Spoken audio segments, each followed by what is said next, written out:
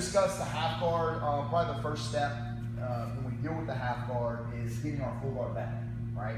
So we want to make sure that we do not let the person just simply pass our guard. He wants to pass our guard as easy as he can, let's be honest. So when I find myself in the half guard, ideally I would love to have an underhook. I would love to be able to stop him from cross facing. Okay, so I have one of his legs in here. That's ideal.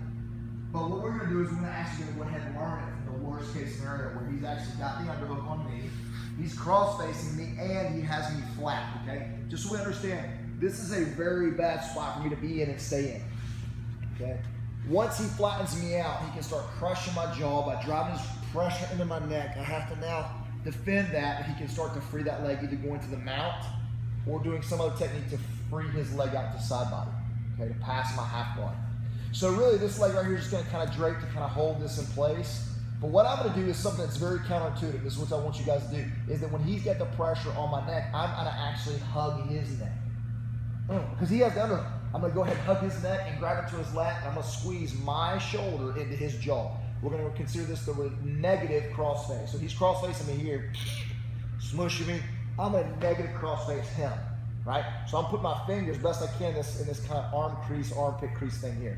Boom, I grab, I pull, and hold this tight. This elbow is going to drop in between his hip and myself.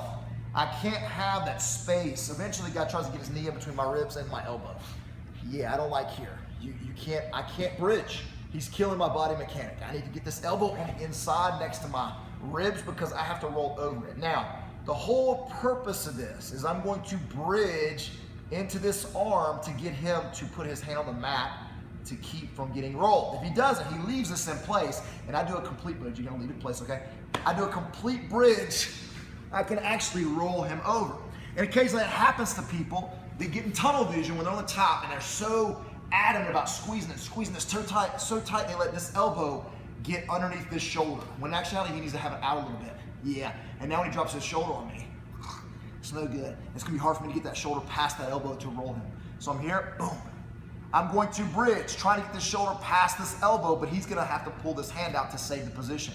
Elbow in, bridge, he puts it out. As soon as that happens, my hand checks his leg, checks his bicep, whatever the case may be, and I'm going to hip escape. Hip escape. When I hip escape, I'm clearing my bottom knee. This is the key, guys.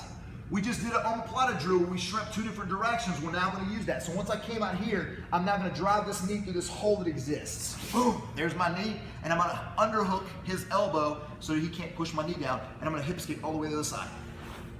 Pull my guard, so I get my leg out. Notice my hip went all the way past my knee. Very important. So got it again. Here. Hugging me, cross face.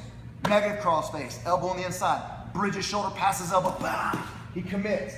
Hip escape. Drive my knee. Reverse strength, drive my knee through this hole, and then get my hip past my own knee line. Now my foot comes out nice and easy, and I can close my guard. One more time. So I'm here, hugging, smashing me.